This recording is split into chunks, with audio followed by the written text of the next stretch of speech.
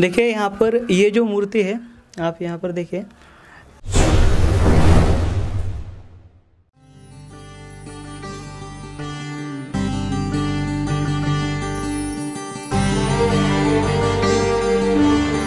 सुप्पबुद्धं पबुज्जन्ति सदा गौतमा सावका एसं दिवाच रतोच निच्चं बुद्धगता सती। जिसकी दिन रात हर समय बुद्ध विषयक स्मृति बनी रहती है, वे गौतम भगवान बुद्ध के श्रावक सदैव भली भांति प्रबुद्ध जागृत बने रहते हैं।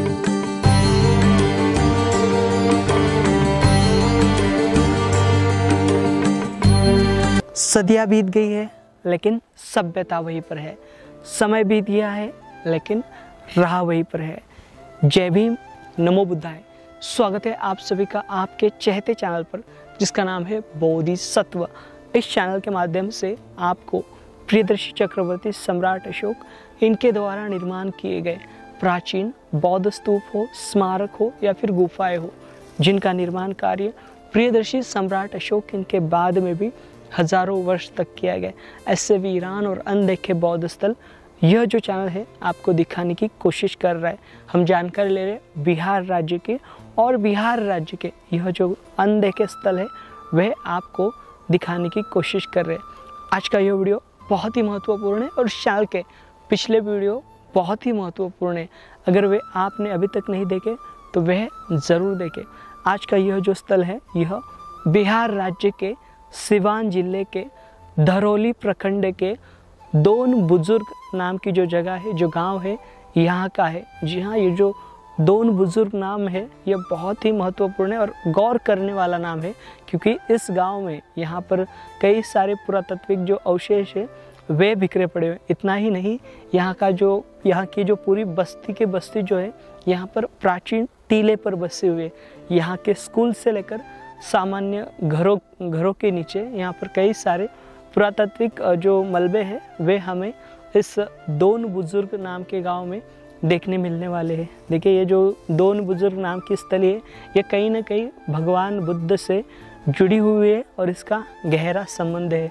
वे हम आपके सामने यहाँ पर रखने की कोशिश करने वाले हैं। और दोन बुजुर्ग यानी ये दोन जो नाम है, इस नाम से इस गांव में एक मंदिर भी बनाया गया है। तो वे कैसे यहाँ पर भगवान बुद्ध से संबंध रखता है, या फिर कैसे भगवान बुद्ध के महापरिनिर्वाण के बाद ये जो दोन है इसने अपनी भूमिका निभाई, इसकी जानकारी लेने की कोशिश करने वाले। देखिए, यहाँ पर हम हमारे व्यक्तिगत वाहन से जाने वाले। अगर आपको यहाँ पर आना हो तो यहाँ पर देखिए सिवान से काफ़ी नज़दीक स्थल है, यहाँ पर बड़े आसानी से हम आ सकते। तो आपसे अनुरोध है ये वीडियो ज़्यादा से ज़्यादा शेयर करें, ताकि ये जो महत्वपूर्ण जानकारी है सभी देशवासी देख सके। तो चलिए आज का ये वीडियो शुरू करते हैं। दोन बुजुर्ग यह गांव सीवान से करीबन 30 किलोमीटर की दूरी पर स्थित है। दोन यह नाम भगवान बुद्ध के महापरिनिर्वाण से जुड़ा होने के कारण लगभग यह तय होता है कि यहाँ पर स्थित स्मारक बौद्ध से संबंधित है। भगवान बुद्ध के महापरिनिर्वाण के बाद उनके शरीर को अग्निदाह देने के पश्चात उनकी शरीर अस्थियों को 8 भागों में विभाजित किया गया था, जिनमें मगध के अजातशत्रु, वैशाली के लिच्छवी, कपिलवस्तु के शाक्य, अलकप्पा के बोली, रामग्राम के कोलीय, वेतिप्पा के ब्राह्मण और पावा के मल्ल शामिल थे। बाकी बची हुई राख पीपली वन के मौर्य ले गए, और जिन्होंने शरीर की अस्थियों का विभाजन किया था उन्होंने बचा हुआ कुंभ अपने साथ लाया। साथ ही बौद्ध साहित्य में बुजुर्ग व्यक्ति को थेर कहा गया है, जिसके पास ज्ञान संपदा और अनुभव हो वैसा व्यक्ति। हम आए हुए हैं बिहार राज्य के सिवान जिले के धरौली, यहाँ के दोन बुजुर्ग नाम की जगह है। जी हाँ, ये जो दोन बुजुर्ग हैं, ये दोन नामक जो ब्राह्मण थे उनसे जुड़ी हुई स्थल है। एक तो इसका जिक्र हमें महाभारत में मिलता है और साथ ही साथ बौद्ध साहित्य में, जब भगवान बुद्ध का महापरिनिर्वाण हुआ था और महापरिनिर्वाण होने के बाद जब भगवान बुद्ध के पार्थिव शरीर को अग्निदाह दिया गया था और अग्निदाह देने के बाद भगवान बुद्ध की जो अस्थियां हैं, उन अस्थियों को 8 भागों में जिनके द्वारा विभाजित किया गया था, कहा जाता है वे दोन नाम के ब्राह्मण थे। तो उसी दोन नामक ब्राह्मण की जो स्थली है, उस स्थली पर यहाँ पर प्राचीनतम स्तूप जो है वे बनाया गया। इस प्रकार की जानकारी हमें प्राप्त होती है। देखिए, यहाँ पर होए नाम के जो पुरातत्व व्यक्ता थे वे यहाँ पर आए थे और उनके द्वारा इस स्थली पर के जो ये पुरातत्विक साक्ष्य है इसके बारे में उन्होंने जानकारी दी है। इस प्रकार से मैंने आपको बताया कि यहाँ पर महाभारत और साथ ही साथ बौद्ध साहित्य से इस स्थली को जोड़ा जाता है। यहाँ पर मंदिर भी बनाया गया है द्रोण ब्राह्मण का, यहाँ के स्थानिकों द्वारा। और ये जो क्षेत्र है, इस क्षेत्र को दोन बुजुर्ग नाम से जाना जाता है। और ये दोन नाम के ये पहला गांव नहीं, तो इस प्रकार के और 1-2 गांव है इसी इलाके में इर्द गिर्द। और यहाँ पर देखिए, ये जो प्राचीनतम स्तूप रहा होगा, बहुत विशालतम ये स्तूप या फिर बहुत बड़ा स्मारक रहा होगा। यहाँ पर आधुनिक एक स्कूल है, स्कूल के नीचे भी ये जो पूरा मलबा है वे बिखरा हुआ हमें दिखाई देगा। और यहाँ पर देखिए कई सारे जो मलबे हैं, मतलब पूरे ईंटों के मलबे, ढांचे के ढांचे यहाँ पर हमें दिखाई देंगे। दीवारों के कई सारे ढांचे हमें दिखाई देंगे। अभी देख पा रहे हो पेड़ के नीचे ये बहुत बड़ा जो सर्कल दिखाई दे रहा है, ये पूरा का पूरा ईंटों का ढांचा है। इस सामने देखिए, ये भी ईंटों का ढांचा दिखाई दे रहा है। मतलब ये पुरातात्विक साक्ष्य है कि ये जो स्थली है ये कितनी प्राचीनतम हो सकती है। और आगे हम यहाँ पर का एक मंदिर देखने वाले हैं। उस मंदिर में भी एक प्राचीनतम शिल्प है, उसकी भी जानकारी लेंगे। देखिए, हमारे साथ सिवान के कृष्णा जी है, जिनको हमने आपसे पहले भी हमने इनको मिलाया है। तो कृष्णा जी यहाँ के जो क्षेत्र है, इस क्षेत्र के इतिहास के बारे में जानकारी रखते हैं। कृष्णा जी, आपको क्या लगता है ये जो स्थल है, इस स्थल का महत्व क्या है? देखिए, इस स्थल का महत्व आपको स्पष्ट रूप से देखने से लगता है कि ये बौद्ध स्थल रहा होगा जी। और डब्लू होए से लेकर जितने लोगों का आलेख हम लोग पढ़ते हैं उसमें द्रोण स्तूप की चर्चा आती है। और आपने भी बताया कि भगवान बुद्ध के जो अस्थि था उसका विभाजन द्रोण ब्राह्मण के द्वारा किया गया। और ये बड़ी सटीक बात है कि जब आप पावा से चलते हैं और हिडवती नदी के पास जो तीतर स्तूप है, जहाँ कुशीनारा एक गांव है, अगर दोनों को देखा जाए तो निश्चित तौर पर जब भगवान बुद्ध का महापरिनिर्वाण होता है तो महानिर्माण के बाद तो उस समय तो कोई मोबाइल की व्यवस्था थी नहीं। तो द्रोण ब्राह्मण उस स्थान के समीप में होंगे जी, तभी वो वहाँ पहुँचे होंगे जी। और दोनों की दूरी भी देख लिया जाए तो मिलता है। सबसे बड़ी पुरातात्विक प्रमाण ये है कि यहाँ जो ईंट आप देख रहे हैं वो तो स्पष्ट रूप से गुप्ता पीरियड का ईंट तो ऊपर ही है, उसके ढांचा जो है उसके नीचे कुषाण मौर्य होगा ही। यहाँ जो हम लोग प्रतिमा देख रहे हैं, इस प्रतिमा के बारे में तो कहीं दूर दूर तक कोई माने संदेह नहीं है।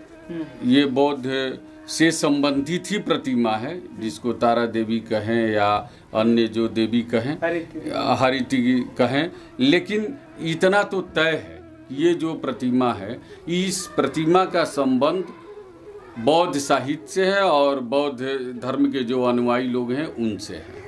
तो इन सारे चीज को, इन सारे तथ्यों को मिलना और वो भी पुरातात्विक साक्ष्य मिलना कहीं न कहीं इस बात को दर्शाता है कि बौद्ध स्थल है। लेकिन ये दुर्भाग्य की बात है, यहाँ के क्षेत्रीय जनप्रतिनिधि हों या क्षेत्रीय लोग हों जो जागरूक नहीं है। और सबसे दुख की बात यह है कि केंद्र सरकार और राज्य सरकार दोनों सरकार कह रही है कि विरासत को बचाया जाए, विरासत बचाने का अभियान चल रहा है।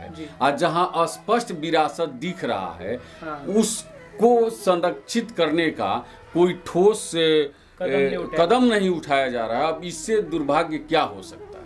जी, सर ये मूर्ति को यहाँ के स्थानिक लोग किस नाम से पूछते हैं? जो देखिए स्थानीय लोग तो गढ़ देवी के नाम से पूछते हैं। उन लोगों का पूजना भी सही है, क्योंकि गढ़ है, लोग गढ़ बोले तो स्थानीय लोग तो ये कहते हैं कि जब नीचे गढ़ से मिला है तो जब बौद्ध पीरियड होगा, जब बौद्ध पीरियड में एक बात और है कि ह्वेनसोंग का जब आप आलेख पढ़ेंगे तो उसमें बड़ गांव एक आता है, और यहाँ पर एक हरिजन जाति के किसान थे जो हल चला रहे थे, तो एक ताम्रपत्र मिला था और उसमें बड़ गांव का उल्लेख है।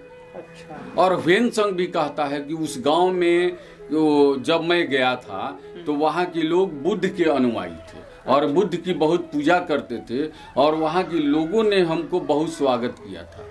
तो उसका ताम्रपत्र भी मिला, वो ताम्रपत्र भी रखा हुआ है, सब साक्ष्य मिल रहा है। और एक बात और है कि ह्वेनसोंग लिखता है कि सिटी ऑफ ब्राह्मण्स, मैंने ब्राह्मणों का शहर बताता है कि जब मैं आया तो ये ब्राह्मणों का शहर है। तो ब्राह्मणों का शहर आज भी आप देखें तो आप जिस दोन दरौली में खड़े हैं, ये ब्राह्मण बहुल्य गांव आज भी गांव है और दोनवार ब्राह्मण लोग हैं। अच्छा। दोनवार गोत्र के लोग हैं। तो कहीं न कहीं इसका संबंध जो है, अब बगल में आप डरेली मठिया देखेंगे, द्रोण देखेंगे, इसका संबंध दूसरा संबंध लोग महाभारत काल से भी जोड़ते हैं। उन लोगों का भी द्रोणाचार्य के आश्रम से हैं, उनके पिताजी थे उनके आश्रम से हैं, और जितने उस काल के ऋषि महर्षि थे उनसे संबंधित यहाँ गांव है। और महाभारत कालीन जितने पात्र हैं उनसे संबंधित अगल बगल में गांव है। एक दो उदाहरण मैं आपको बता दे रहा हूँ। कुकुरभू का एकलव्य से संबंधित है, कुकुरभू का गांव है। कर्णपुरा, कन्हौली, ये सब जितने पात्र लोग हैं, परशुरामपुर, उससे संबंधित। और एक सबसे बड़ी और बहुत रोचक चीज है, वो आप लोगों को भी जाकर देखना चाहिए। एक चक्री गांव। चक्री गांव क्या है वहाँ पर? चक्री जो महाभारत में चक्रव्यूह रचा गया था, चक्रव्यूह की जो शिक्षा दी जाती थी, जो चक्रव्यूह रचा गया जहाँ कृष्ण के पोते की हत्या होती है, उस चक्रव्यूह में, तो उसके लिए पहले पढ़ाई न किया जाता है। तो चक्रव्यूह को कैसे रचा जाएगा, कैसे उसका शिक्षा दिया जाएगा, इसकी जो पूरी बनावट है वहाँ चक्री गांव में आप जाएंगे। चक्री गांव ऊंचे पर है जी, और वहाँ आप, मुझे लगता है कि लगभग 50 बीघा नीचे एक ताल स्वरूप है। तो ये सारे चीज देखने से इस स्थान को जो पहले से भी लोग जोड़ते आए हैं, एक बुद्ध से भी संबंध जोड़ते हैं, महाभारत काल से भी जोड़ते हैं।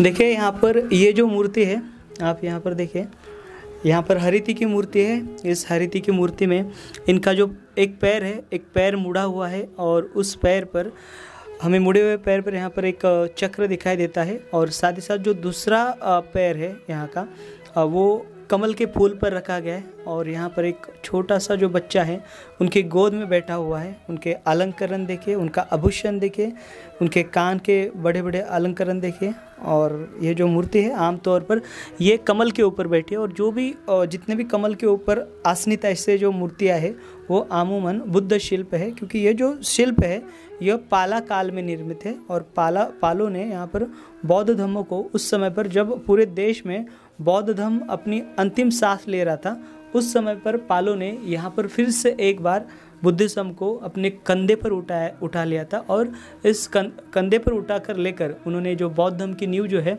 वो आगे लेके जाने का प्रयास किया है। अभी हम चलेंगे यहाँ का जो गढ़ है, मतलब यहाँ पर एक बहुत बड़ा विहार रहता होगा, और इस विहार में यहाँ पर इस प्रकार की अनेकों लाखों मूर्तियाँ रही होगी, जिसे बाद में गढ़ देवी के नाम से जाने लगा था। अभी देखेंगे हम यहाँ पर के जो पुरातात्विक साक्ष्य वो आपको दिखाने की कोशिश करेंगे। चलिए देखिए, इस गांव में यहाँ पर स्कूल के पीछे यहाँ पर एक दीवार के अवशेष है, मतलब यहाँ पर घर हुआ करता था पहले।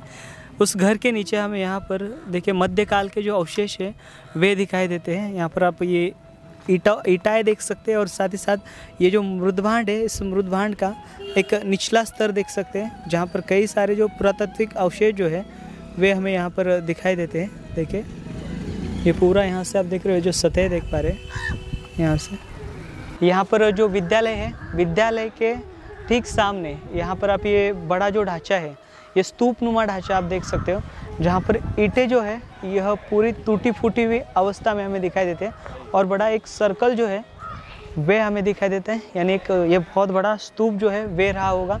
और ये पेड़ आप देखिए, इस पीपल के पेड़ के नीचे यहाँ पर बहुत सारा मलबा जो है इसके नीचे दबा हुआ है और ये एक गढ़ टाइप बना हुआ है। और यहाँ पर देखिए ईंटों के जो मतलब यहाँ पर दीवारें आप देख सकते हो, ढांचे। तो इस प्रकार से ये जो दीवारों के ढांचे जो है वे हमें यहाँ पर दिखाई देते हैं।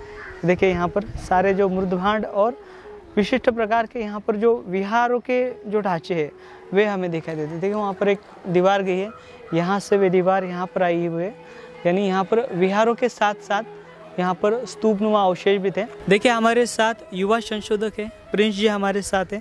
स्वागत है आपका प्रिंस जी। आप बताइए ये जो स्थल है, स्थल के बारे में आपको क्या जानकारी प्राप्त होती है? पुरातात्विक साक्ष्य क्या कहते हैं इसके? जी बहुत बहुत आभार।